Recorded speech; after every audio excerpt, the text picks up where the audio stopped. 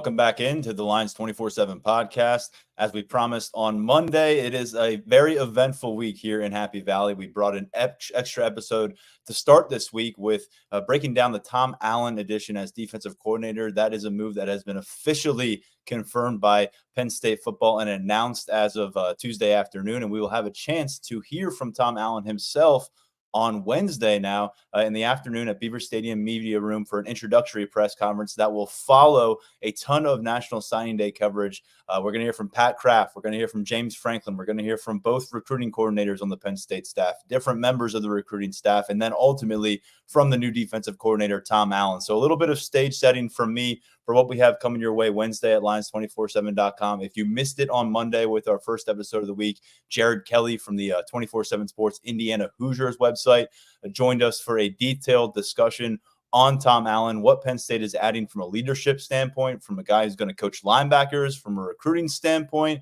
and a little bit into the motivation that led someone who received a $15 million buyout to jump right at another job here in the Big Ten Conference. So plenty on National Signing Day and on Tom Allen going on at Lions247.com. And taking part in the whole National Signing Day festivities is the quarterback, Ethan Grunkemeyer, who joins us right now on the Lions 24/7 podcast. And Ethan, welcome to the show. I know it is a very busy week. It is National Signing Day Eve. Very exciting for you and your family. So we appreciate you making a few minutes for us to get back on the podcast. Yes, sir. No problem. Thanks for having me on. Sure. Well, I mean, this is a moment that I know you've been waiting for since you first probably started getting any kind of college interest or had your mind set on developing college interest. National Signing Day for your class has arrived on Wednesday. So you're creeping up towards it. What's tonight look like? What's tomorrow look like as you actually get to live this thing out? Yeah, so just super exciting time for me and my family. We're super excited to continue the journey, and tomorrow's a big step. So just having kind of the signing day celebration tomorrow, and then officially becoming an Indy Lion. You're going to hop on Penn State's show, I guess. They do their broadcast from team facilities, and they bring in one by one the commits and then their families. I know you'll be part of that. People can check that out through Penn State's website. I'll have a chance to hop on that show a little bit later on to share some of my thoughts on this recruiting class as well. But when it comes to your situation at Olentangy, what does the celebration look like for Wednesday? Yeah, so 3 o'clock after the school day ends, in the main gym, we got just a signing period with me and my tight end, who's also signing early. So there's going to be cake, cookies, and then we just sign the dotted line and make it official. Yeah, it's been a while that you have felt comfortable with this commitment. We'll talk in a moment about some things that were shaken up from the dynamics perspective, but let's focus really on your last high school run here, your senior season.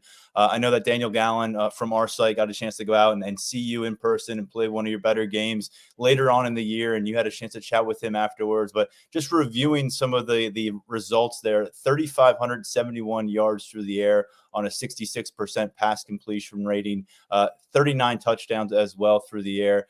Ethan, what came together for you? I know we were projecting a big season for you. You delivered. Why were you able to do that? Yeah, really the people around me. We had a really experienced group, a lot of guys that I'd been thrown with for the past couple of years, and we all came together for this last senior season and made it our best in a while. So we were super excited to be able to put a season together like that, and it was just a great year to finish out high school. I know it was a stepping stone kind of a path for you here in 2023, picking up a bunch of the Power 5 interest early, going out and proving yourself in some of the camp circuits, turning those into offers, committing to Penn State, getting your opportunity to go out to Los Angeles for the Elite 11 finals and impressing out there. You make a major jump right around the top 100 and top 10 at the quarterback position in 24/7 sports rankings. And then you go out and deliver the senior season that we just discussed, 3,500 plus yards, 39 touchdowns. How would you describe your development as a quarterback, as a Power 5 prospect in 2023? Yeah, the development piece has been huge, continuing to get bigger and stronger in the weight room and obviously getting faster as well. And then obviously in the film room, And then on the field, throwing has been key to putting in the extra hours, watching film or getting my mechanics right to be able to deliver on Fridays and now hopefully Saturdays. Did you notice anything differently about the way defenses were approaching you specifically on a week by week basis compared to maybe your junior season? Now that you had gone out there and collected some of those accolades, and opposing defensive coordinators weren't going to be surprised by Mr. Grunkemeyer and Olentangy's offense. Did you pick up on some different circumstances, and how were you able to respond if so? Yeah, there was definitely some differences. Teams dropping more into coverage, and then obviously trying to do some different things against us. They dropped eight into coverage, or they brought more than we could protect. So it was just a lot of changing and moving parts, which at the next level there's going to be a whole lot more of that as well. But just from compared to my junior year, there wasn't as much of that. And then going into my senior year, there was definitely a lot more moving pieces and teams trying to give us some different looks. I know you're proud of your arm strength and what you can do physically with your athleticism, but did you feel like you were approaching the game differently from a mental aspect here in 2023? Yeah, definitely the way I watched film and the amount of time I put into it definitely increased. I'm starting to learn, the importance of that and how much it can boost your game. So that's one key aspect, and you know how I can stay in the pocket and deliver the ball without trying to get out and try to make something happen that can sometimes lead to mistakes. So kind of staying in the pocket and letting things happen from there. Ethan, I know the lines are a little bit blurred at this point between recruiting and the business aspect of college football, but you got a pretty significant introduction to it in late November when Mike Yursich was dismissed from his position as offensive coordinator. That's the business of the beast sometimes here in college football. He's obviously a lot of familiarity there. Mike and your trainer, Brad Mendler, have history, and that ties to Drew Aller, who's the starting quarterback here on campus. How did James Franklin handle that process with you initially and then as the search started? Yeah, so they were pretty open throughout the whole process. That was kind of the biggest thing with me.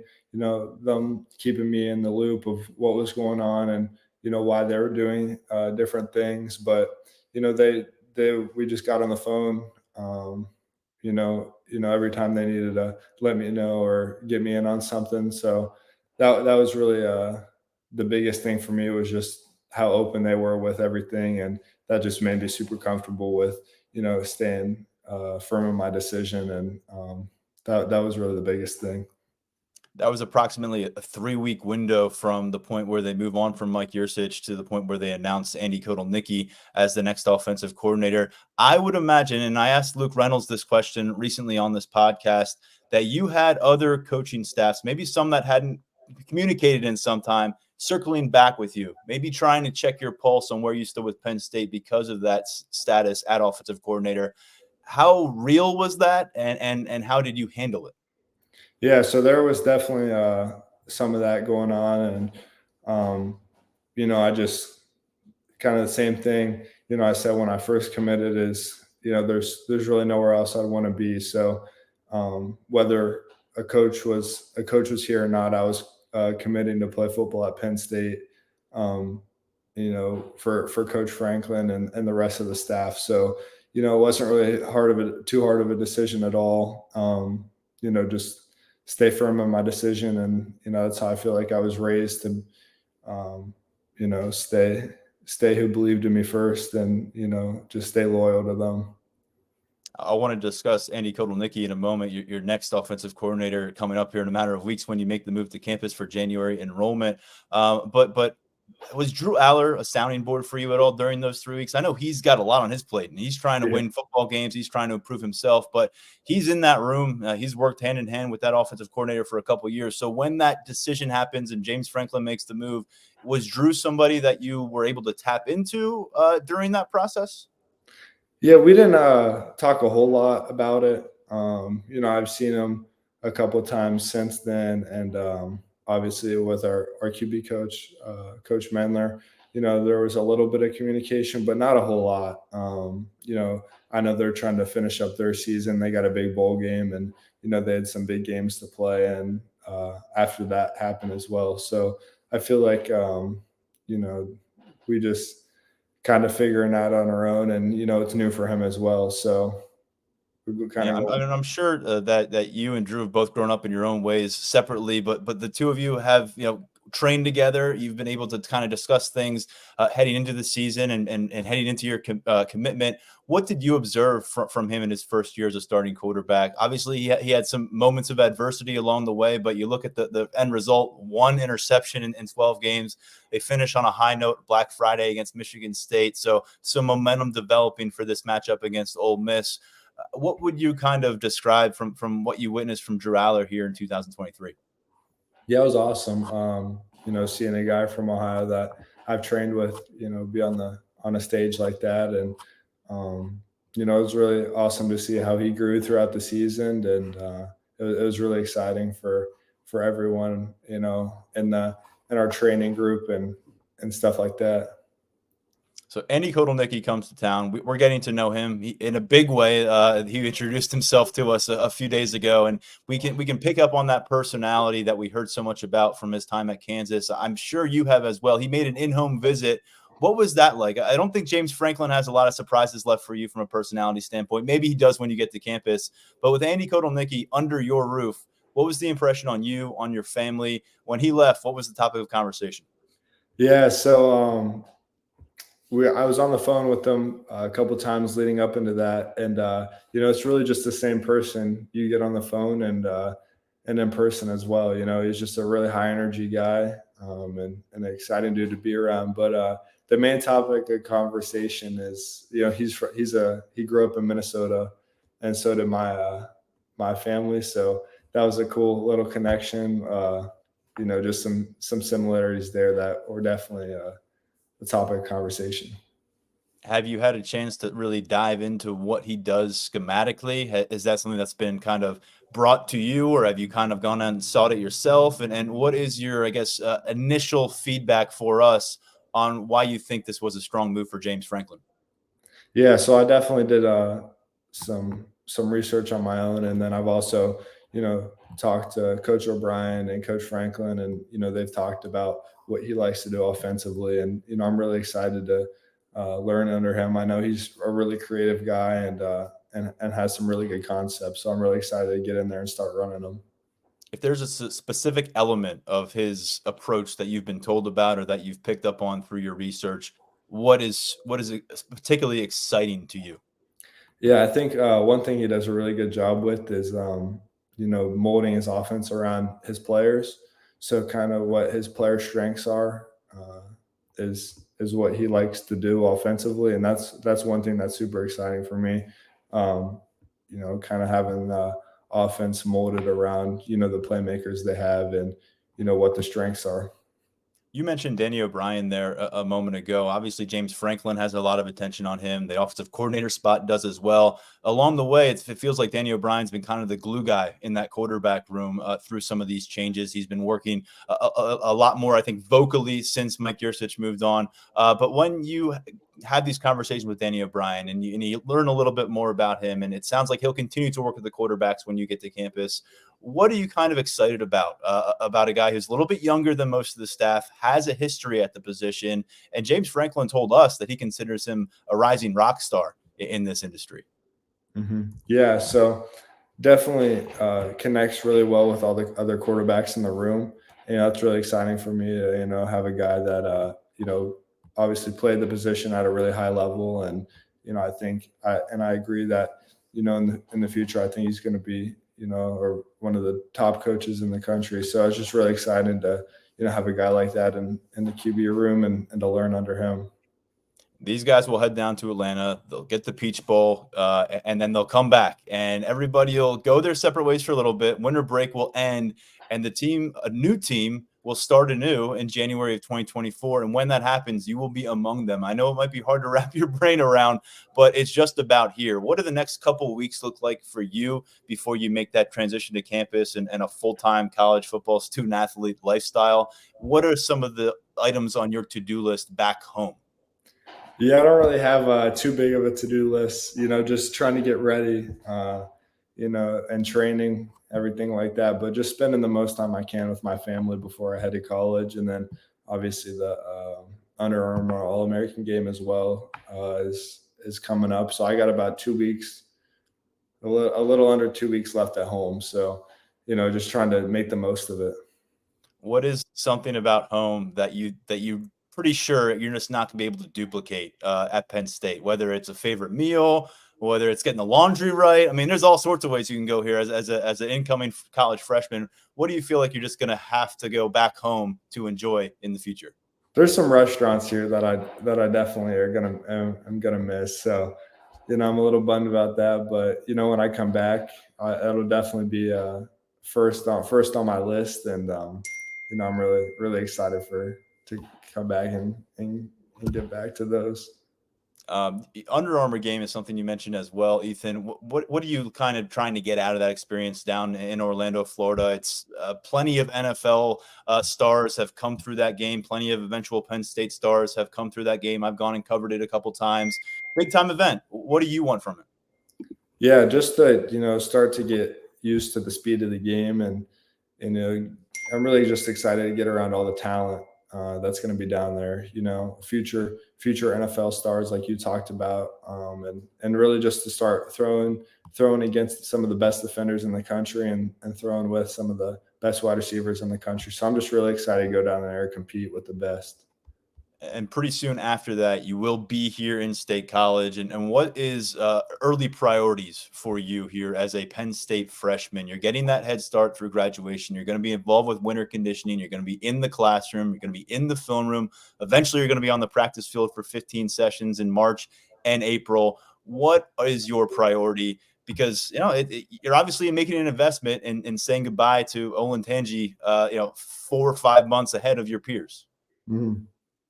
Yeah, so really just taking advantage of all the time I get. Coming early is definitely going to be an advantage. Get to go through spring ball and all the conditionings and weightlifting. So just take advantage of those and get the most out of them that I can is going to be critical for me. And realistically, when you look at your freshman year, obviously when we talk about Drew Aller coming back as a starter and Bo Perbula coming back as an established number 2 guy who's been involved in some other ways, and you've got Jackson Smolik trying to build off what he did in year 1, what do you realistically want to accomplish as a freshman at Penn State? Yeah, just go in there, build relationships, and compete. Those are the biggest things that come to mind. And just go in there, compete with all the guys, and learn under all the great coaches. Speaking of relationship building, any word on your first college roommate yet? Yeah, they're definitely in the works. So I think we'll be figuring it out soon. And it's definitely gotta be pretty soon here because we move in 2 weeks. So Let me ask you about a potential candidate for that, and someone I just mentioned being on the podcast recently, Luke Reynolds. You two have a history on the field, obviously not high school teammates, but on the camp circuit. He was a monster out of the Elite 11, running routes all day for you, really build up his stock as well. He's a 5-star tight end in our book. He is the number 1 tight end in the country by our assessment at 24/7 Sports. What are you most excited about the possibility of moving forward in your career with Luke Reynolds, and what have you learned about him so far? yeah, so he's just a really hard worker. At Elite 11, you saw him just running countless routes over and over again. And I'm just really excited to be able to throw to a guy like that, really athletic. And I'm just really excited to start throwing to him and start getting in the weight room with him. Last name I wanted to mention among future teammates is another player I saw you throwing passes to this past summer, and Gonzalez. He is Peter Gonzalez from Pittsburgh Central Catholic, rebounded for a really strong senior season, over 1,000 yards. He was about 100 yards per game. Back when you saw him in the summer, we were all kind of trying to take stock of where he was because he suffered a serious injury as a junior, and now we see him coming out the other side looking pretty darn good. What was your assessment of Peter Gonzalez? I know he doesn't join you on campus till a little bit later down the road, but Penn State fans are looking for new receivers to kind of cling to and focus on, and he's one of them. What do they need to know about this past target? Yeah, so we've built a pretty good relationship so far from camps and visits and stuff like that, and a tall receiver that's going to be able to go up and get the ball. So I'm really excited to start throwing with him. Hopefully we can find some time during the spring where he can come up because he's not too far in Pittsburgh. So hopefully we can start building the chemistry on the field. And I'm just really excited to, like I said before, start throwing to a caliber receiver like that. Ethan, the last one for you isn't as much of a question as it is just giving you the mic. You're coming to campus with a large group of early enrollees in a matter of weeks. Later in the year, your whole freshman class will be on campus. What is your group about? What are you bringing to the Penn State culture? And ultimately, what do you guys think you have a chance to achieve in the next 4 or 5 years?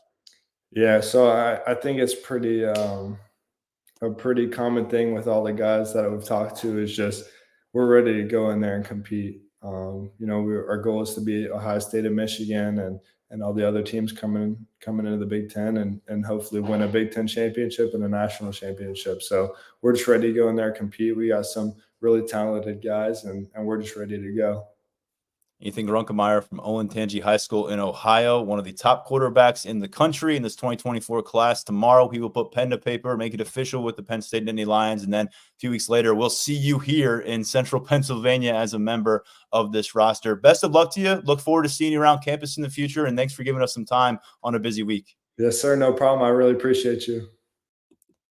All right, good stuff from Ethan Grunkemeyer, who we've had on a few times now, and it's always interesting as we kind of get the final outlook from these guys before we get to campus and just how they evolve and grow. And we've been doing these early enrollment stories for a long time on the podcast, and we had Drew Aller on before he enrolled. We had Bo Perbula on before he enrolled, and everybody is just kind of ready to take this next step. And you can sense that eagerness from Ethan there as he gets to join that quarterback room momentarily. Let's jump into the National Signing Day picture with Tyler Calvaruso right now. And we referenced this a little bit early in the week, Tyler, the fact that there is just so much happening on the plate for college football coaches, college football reporters, college football fans in the month of December anymore, that the National Signing Day and the early signing period can get a bit lost in the shuffle, especially when you're dealing with a team here at Penn State that has had its class pretty well locked in firmly for quite some time now.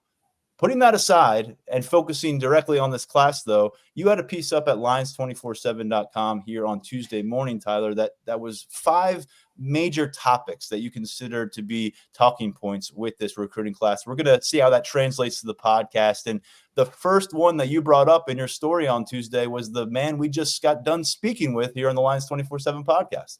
Yeah, I mean, there are so many themes and just storylines with this recruiting class. That article could have gone a lot longer than 5, man. I'll tell you that. This is a solid class that Penn State has, and there's a lot of excitement about this class. And, I mean, Ethan Grunkemeyer is probably at the top of the list when it comes to the excitement inside of Lash about what he's going to be able to accomplish when he makes it to State College. I mean, you really think about what he accomplished as a senior at Olentangy and just the way his development and trajectory has played out. I remember going back to the spring, Michael Van Buren was a lot of the focus of the quarterback discussion, the standout from St. Francis in Baltimore. Then Penn State gets involved with Grunkemeyer. The staff gets out to Ohio to see him throw and is just blown away by what he brings to the table. I think this is another cycle where it got the right guy at quarterback. I think that Grunkemeyer is probably the best fit for Penn State on and off the field of all the quarterbacks that went after during the 2024 cycle. And a lot of that has to do with just his mental makeup. He's already advanced in terms of reading defenses, preparing, making decisions, being decisive with those calls when he goes through his reads. That's a big part for me of him enrolling early. We already see on tape that he's such a decisive quarterback and he's already so smooth processing opposing defenses. But when he gets to Penn State, he's going to be going up against Big Ten level talent and Power 5 level talent. And those guys fly around a lot quicker than, his Olentangy teammates. So that's going to be pivotal for his adjustment to college football. And, he's going to get some early exposure to that. And like you guys just talked about, he's going to be going through the winter, strength and conditioning with Chuck Losey. That's always a plus. He's going to be able to go to class, get comfortable being a college student. He's going to be able to get his nose in the playbook early. But overall, there's just a lot of excitement surrounding Ethan Grunkemeyer. Whenever you talk to anyone at Penn State about this 2024 recruiting class, he always comes up in conversation. That's how bullish that they are on him in State College. It feels like this is the formation of arguably the I don't know if deep is the right word, but the most comfortable quarterback situation that Penn State has had in quite some time, with 4 scholarship guys involved. 3 of them, or 2 of them, I should say, were Elite 11 finalists and essentially top 100 prospects in Drew Aller and Ethan and Grunkemeyer. And then you've got Bo Perbula, who has obviously proven his ability as an athlete at the Power 5 level. He's going to get more opportunities to do that. And then Jackson Smolik, who I think was a bit further along on the field over the course of this year than maybe Penn State anticipated. He was an under-the-radar kind of recruit coming out of high school in Iowa, and maybe a bit of a forgotten man right now because adding Grunkemeyer, who has some of that more, buzz around him as a prospect. But when you look at that, I mean, those are bodies to work with on the practice field. That's depth for you come fall. And with Grunkemeyer, you're getting a group that when the practice really hits its focus, when practice really hits the next level in August, you'll have spring ball under his belt. You'll have a year and a half on campus with Jackson Smolik, and you'll have 2 guys who have already played a bunch of Big Ten football, and Bo Perbula and Drew Aller. So to me, this signing is outstanding for bringing in another impressive prospect at the position. But I think you look at overall where the room is going, it's been quite some time, maybe all the way back to when Penn State had McSorley, Tommy Stevens, and Sean Clifford as their top 3, where you felt like it's a good situation all the way down the depth chart. There's developmental pieces. There are pieces that are ready to impress right now. And I think that's a really good combination for Andy Kotelnicki to get to work with in year 1. 3 straight years with an Elite 11 finalist, and not just a guy who went to the Elite 11 and participated, a guy who went out to California and was one of the best quarterbacks there, and kind of put the nation on notice that, hey, look, I might not have been a top-ranked recruit for too long leading up to my Penn State commitment, but I could ball at the highest level. I think he showed that to everyone, and then he goes out there and dominates as a senior. I mean, he completed almost 70% of his passes. He almost touched 4,000 yards. 37 touchdowns to only 8 interceptions. I think he showed everything that he has needed to show on the camp circuit, and once the pads are on the field, that he can sling it with the best of them in this 2024 class. So Penn State's really thrilled with that.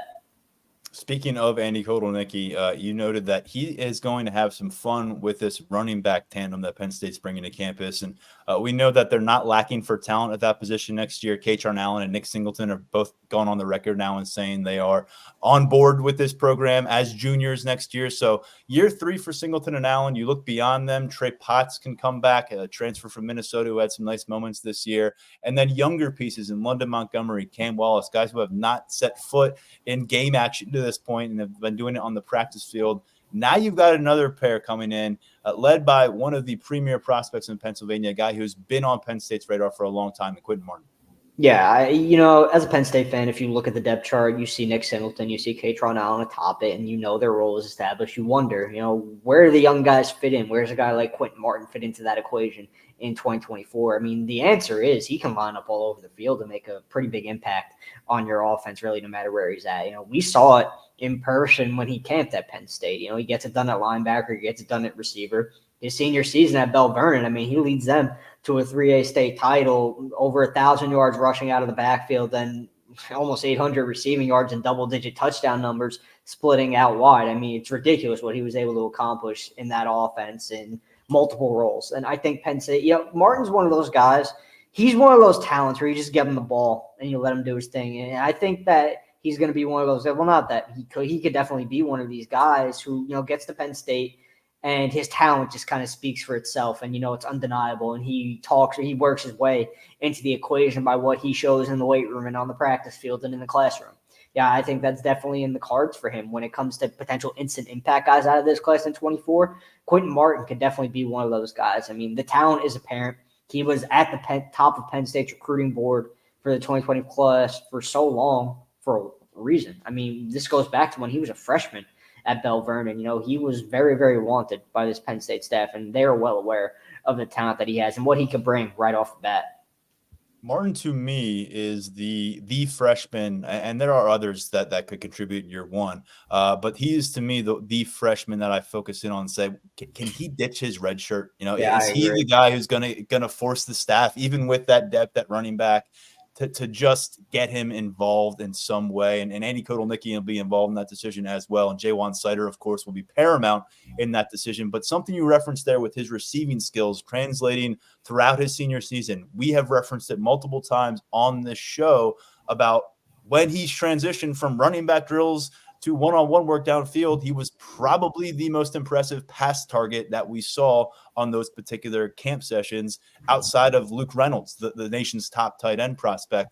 So I guess my question here is, with that versatility to his game, and we know there's members of this coaching staff that for years have been trying to jockey for position and bring them into their respective position rooms, whether it's a defensive back, whether it's a wide receiver, whether it's a running back.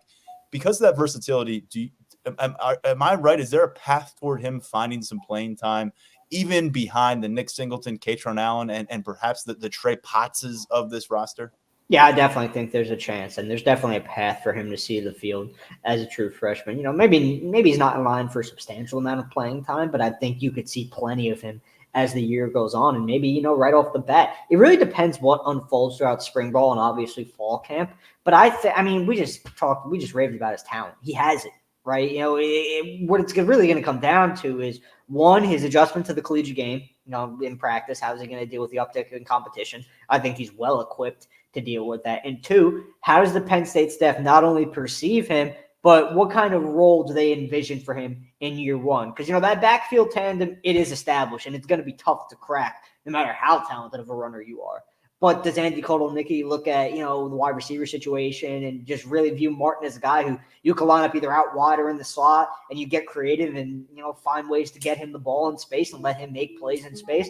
I think that's definitely in the cards, and that's probably something that will come up in conversation as the Penn State staff monitors his development and monitors his potential impact in year one. But, I fielded a question about this on the board earlier today, talking about this 2024 class and guys who could potentially be greenlit coming out of fall camp. I think Martin's definitely one of them.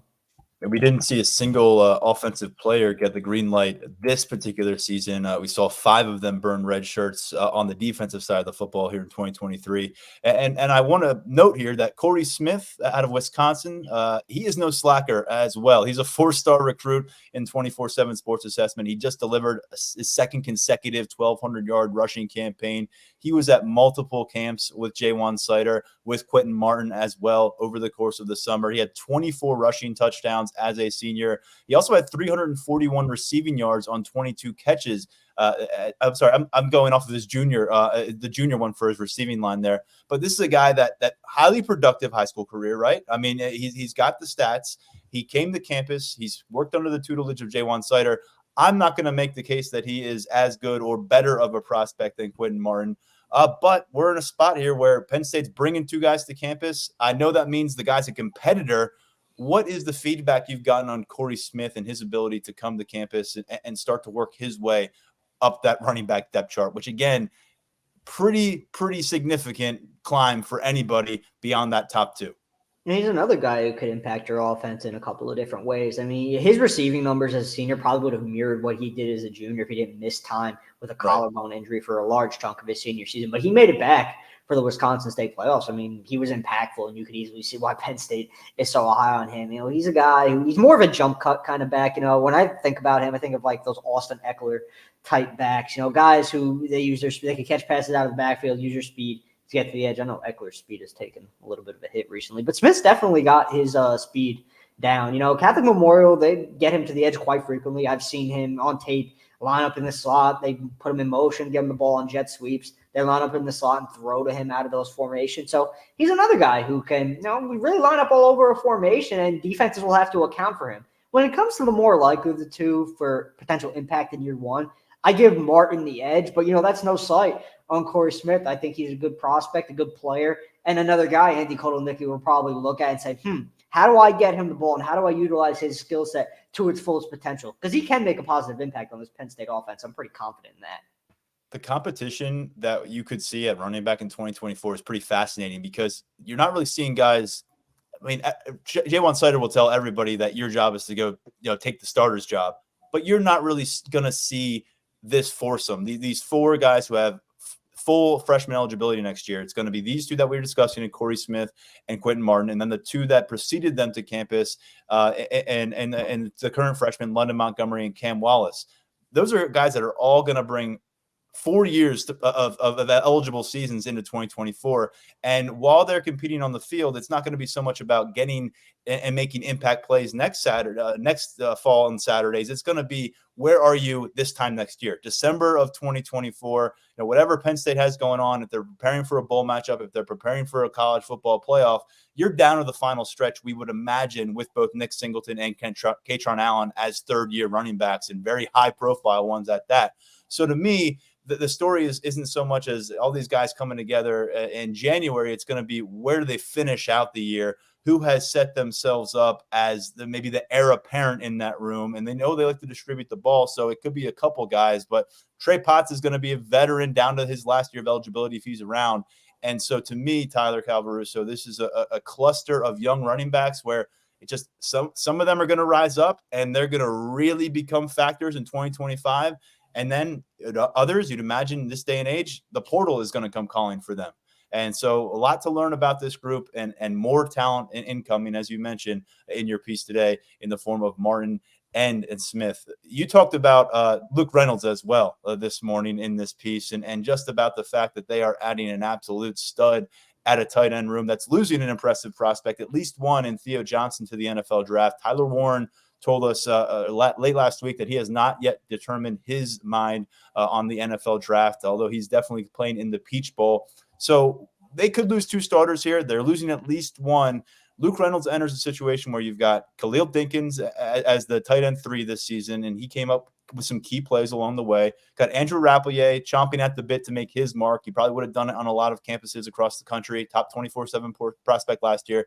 Jerry Cross really hasn't been able to find his way onto the field with any kind of consistency through 3 years on campus. And then Joey Schlafer, another 2023 signee. Physical development has been a priority for him in this year. With all those names there, and perhaps Tyler Warren as well, I still believe that Luke Reynolds, because of what he can do in downfield matchups, and with that speed, with his vertical leap, and with his maturity, a guy who's lived away from home now for a couple of years, I think it is really well set up for him to get to campus in January, get to work with Chuck Losey, and by the time he gets through spring ball and into the early stages of summer, a guy that we're realistically eyeing up come August as maybe being a factor. Yeah, it's feasible. I think it's definitely feasible. I mean, you look at just the skill level and talent alone, and you kind of wonder, in what way will he not make an impact in 2024? Because, I mean, when it comes to 50-50 balls, he goes and gets them. His athleticism is there apparent every time he runs a route. I think maybe two things that could keep Reynolds from being that instant impact guy in 2024 is, he's still learning how to play tight end. This past season, his senior year, it was his first time playing the position full time. So, how does he take all that upside and raw skill, and how does he, translate that over to going up against a higher level of competition? I think he'll be perfectly fine, but you just don't know until he gets into that setting. And, he's still got to develop his overall skill set and in the weight room and everything of that nature too. But I think it's definitely feasible that he could be an instant impact guy in 2024. I'm not necessarily anticipating it just because of the makeup of the room. I think Andrew Rapplier is going to be the real breakout guy in 2024. I think Luke has a chance to be that guy in 2025, maybe more so than 2024. But would it surprise me if Reynolds got to campus and, he's tight end 2 by the end of fall camp? No, it wouldn't, because he's a 5-star talent. I mean, he's another one of those guys. We just talked about Quinton Martin having an undeniable level of talent and forcing your way into the conversation at a position. Luke Reynolds could definitely be another guy who does that. We've seen it on the camp circuit. His senior year tape is impressive. I mean, he's doing everything you'd expect a 5-star to do. I think the one thing I'll say is, given his rating and the way we've talked about him throughout his recruitment, if he's not out there, playing a lot as a true freshman or dominating as a true freshman, Penn State fans should not get discouraged at all, because even if he's not out there like Pat Fryermuth back in the day dominating as a true freshman, it's not – he's going to be a big-time player at the next level. At least I think he's going to be a big-time player at the next level. I know I'm not really going out on a limb saying that given his ranking, but still, I definitely think he could work his way into the conversation in 2024. Am I going to go out and say I definitely think he will? I just don't know yet. It's a different tight end room in 2023 and 2024 than it was when Pat Fryermuth showed up to campus in 2018. And by the end of that September, he was a starter. If that version of Pat Fryermuth, the freshman version of Pat Fryermuth, shows up to this campus in 2023, do you really think he's going to leapfrog Theo Johnson and Tyler Warren and become the – no, he's not going to. I brought this up before because there have been some comparisons made between Luke Reynolds and Mike Gesicki. Mike Gesicki comes to campus. He couldn't have weighed more than what Luke Reynolds weighs now, which is low 220s. But Mike Gesicki played every single game as a freshman. He started a game as a freshman. He caught 11 passes as a freshman because that tight end room and that Penn State roster in 2024 was not this one a decade later, where Mike Gesicki shows up and he's probably going to get redshirted, and that's just the way it is now. Mike Gesicki developed and he became such a weapon on those 50-50 balls and everything else with it. But I think with Luke Reynolds, where it could, he's 25, 30 pounds lighter than the tight ends at Penn State have been playing with regularity. And so, again, that's a different portion of the room. Mike Gesicki needed to be out there, and shortcomings involved in his game as an all-around tight end be damned, because he was the kind of talent that they couldn't afford to leave on the sideline. Whereas right now you wonder, is it going to take Luke Reynolds to balance some things out as a tight end to really get himself involved in Big Ten matchups? That's to be determined. Tyler Warren's decision looms pretty large here as well in the grand scheme of things. And so we'll keep tabs on that. Something else you touched on here is that Phil Troutwine is going to have a lot at his disposal. Another really big class coming to campus, figuratively and literally. 5 offensive linemen in this group. We actually saw a bunch of them all summer long coming to campus. At one point during one camp, all 5 of them were working under the direction of Phil Troutwine during the afternoon. So there's a lot of familiarity in place here. I know Cooper Cousins is the headliner because he's the in-state player out of Erie, Pennsylvania. He was the first player to commit to this class. He's number 122 overall in our rankings at 24/7 Sports. But you work your way through this list, got another top 24/7 prospect in Garrett Sexton, an offensive tackle out of Wisconsin. You've got Corey Smith's teammate, Donovan Harbor, big offensive guard out of Wisconsin.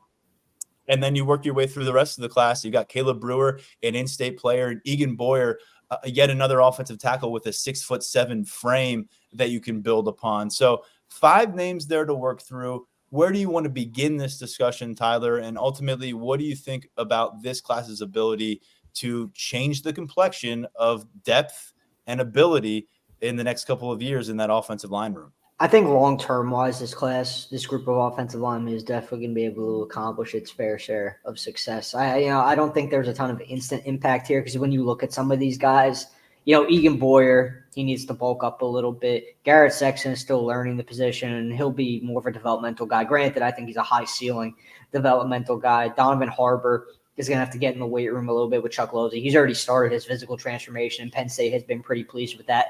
Caleb Brewer is still coming along as a true offensive lineman. He went both ways at Wyomissing, but I've had multiple people tell me that he really developed as a pass protector this past season, so that's encouraging. Cousins is probably, the most ready of the group. Penn State is really excited about what he can do. They really feel that he could play all 5 positions on the line, probably projects a little bit better the interior, in my opinion. But Penn State feels he could do everything. Like legitimately tackle, center, guard. He could get the job done for them wherever he's plugged in. And, he's been a leader in this class. He was alone in the class dating back to his early commitment for almost a year before Anthony Speckle came along. And, he played such a big part in this class coming together. There's a lot of excitement about him and what he can accomplish. Garrett Sexton is probably one of the more intriguing recruits in this class, just given his background. He's unicornish. He is unicornish based on what we saw on the camp field. He is. Think about the athleticism that he carries and the frame he carries, and then take into account that he still has so much to accomplish in the weight room that's ahead of him, because we know his work ethic. He added a lot of weight to play tackle in a short period of time. And that was, really without the guidance of a college-level strength and conditioning program. So you take that work ethic, you pair it with Chuck Losey, and we know what he's capable of as a strength and conditioning coach. And you start to fantasize about what's possible there. I think Sexton, he's one of those guys long-term wise, if he could put it all together and, continue to carry that athleticism as he continues to add weight, and he just comes along his development as an offensive lineman. I mean, he's got NFL draft potential. I really think he has that in him. And I think Egan Boyer is a similar guy once he adds weight. I mean, he's 6'7" and athletic as hell at tackle. So his P's are really good in pass protection already. So guys like that, like I said, maybe they won't be making impacts in 2024. That's perfectly fine because the long-term projections here are where they need to be from a Penn State perspective. The one guy I'm really interested to see how things play out for him is Donovan Harbor, because he was kind of an under-the-radar get in this class. Not under the radar in terms of skill set or ranking, but kind of how it came together in a short period of time. Really in April, this one came together quickly for him. He visits for the blue-white game, and then Penn State gets his commitment. He was a top 24/7 guy who's fallen out of the rankings, but there's still a high ceiling on him as well. I'm really interested to see what he does in the weight room with Chuck Losey, because he's another guy who has a track record of having a high motor, a high work ethic, and a guy who's going to put in work. And I mentioned that he's already started his physical transformation. So there's a lot of clay there. There's a lot of clay there for the Penn State strength and conditioning staff to work with. So I do like this O-line group. I know Phil Trotline definitely likes this O-line group, and I think he has a lot to work with in the future years.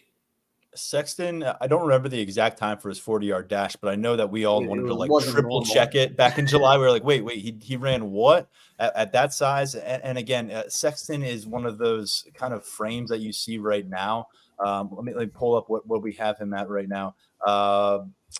Garrett Sexton is, and now I can't find it, of course. 6'7", 265 pounds. Yeah. And you see that, and you think 265 pounds, high school senior, he looks pretty skinny, and yet he has put on that weight. He's got a background where he played quarterback, I believe. He has some history on the basketball court at a high level, playing in the post. And there's just a lot that you start to put together from this prospect profile. You can understand why our rankings council has vaulted him into the top 200 along the way. And you start to imagine what Garrett Sexton could look like come spring ball 2025. And I know this team might need some tackles in 2024, but this is a developmental kind of a situation, I think, right off the bat. Mm-hmm. And then you could be talking about the franchise tackle kind of conversation with Garrett Sexton. So a really compelling prospect. And Donovan Harbor, by the way, teammates with Corey Smith up at Wisconsin. So you're getting a pair of teammates making the journey together to Penn State. And Harbor reminds me a little bit of CJ Thorpe, who came to Penn State out of the Pittsburgh area as a top 100 overall prospect, an interior offensive lineman who would just bully people as a run blocker. And he had an interesting career at Penn State. There were some flashes early on at offensive guard. He ends up flipping over to defensive tackle and ends up ultimately leaving the program before his time is done in college. But I think it's a lot of north-south with Donovan Harbor. And I'm going to be curious, when you start to add the nuances as an offensive lineman, what that's going to look like with him. But I absolutely love his potential. Maybe like a Vega Ioane, what we have seen from him so far, a guy who can get out in the open field and really get moving at a size that surprises you. But not quite 350 pounds like Ioane, but he is going to tip the scales quite a bit as Donovan Harbor coming to campus. The last of your 5 topics that you touched on with this National Signing Day primer was the presence of the Sunshine State in this recruiting class. As we discussed with Jared Kelly from the Indiana site yesterday on this podcast, Penn State should be big game hunting in Florida for the continued foreseeable future, with Tom Allen added to the staff now and his history recruiting down in the Sunshine State. But what do we make of this haul and some of the headliners involved? Yeah, Penn State has been pretty excited about the potential of John Mitchell and Antoine Belgrave Short, their cornerback duo from Mandarin High in Jacksonville, pretty much since it inked those commitments in April. And Tom Allen actually offered both of these guys while he was at Indiana, so he's already well aware of who they are and what they could bring to the table. But with Mitchell, and we haven't talked about these guys a whole lot during the cycle, mostly because they're both on the quieter side. They don't draw a whole lot of attention to themselves. They're not from the region, so sometimes those guys fly under the radar in conversation. But John Mitchell, I've said it once, I'll say it again, he was the top name on Terry Schmidt's cornerback board when he committed on April 1st. He was a guy Penn State really, really wanted for an extended period of time. The framework for that started in October, when he visited for the whiteout, along with Belgrave Shorter. Belgrave Shorter was along for that visit. He didn't have an offer from Penn State yet. So his process with Penn State was a little bit more drawn out as the evaluation continued beyond, the conclusion of his junior season. Once Penn State got his junior season film, things really took off there.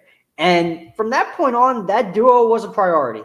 Getting both of them was a priority for the staff, and it came together. When it comes to Mitchell, we talked about him earlier this week. He just made a 31-spot jump in the rankings. I mean, his coverage skill is undeniable. His ball skills are really up there. And with Belgrave Shorter, I've had multiple people tell me that they feel he could be the steal of the class. And those comments, they're not just thrown out there, without any regard. They're not made lightly.